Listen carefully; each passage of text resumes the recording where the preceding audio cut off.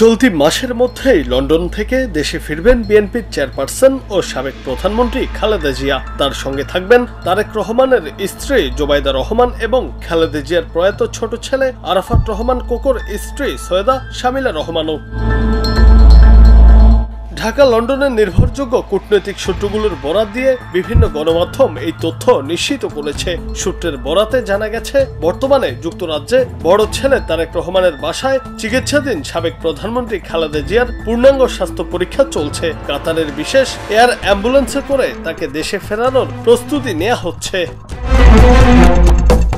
ঢাকার একটি কূটনৈতিক সূত্র জানিয়েছে, খালেদা জিয়াকে লন্ডন থেকে দেশে ফেরাতে কাতারের বিশেষ এয়ার অ্যাম্বুলেন্সের আয়োজন করতে গত সপ্তাহে বিএনপির মহাসচিব মির্জা ফখরুল ইসলাম আলমগীর অন্তর্বর্তী সরকারের পররাষ্ট্র উপদেষ্টা মোহাম্মদ তৌহিদ হোসেনকে চিঠি লিখেছেন। চিঠিতে বলা হয়েছে, খালেদা জিয়া উন্নত চিকিৎসার জন্য বর্তমানে লন্ডনে রয়েছেন। তার শারীরিক অবস্থা স্থিতিশীল, তবে আশঙ্কামুক্ত নয়। তিনি এপ্রিলের শেষ সপ্তাহে দেশে ফিরতে আগ্রহ প্রকাশ করেছেন। শারীরিক অবস্থা বিবেচনায় চিকিৎসক বিশেষ এয়ার অ্যাম্বুলেন্সে করে তাকে দেশে ফেরাতে পরামর্শ দিয়েছেন।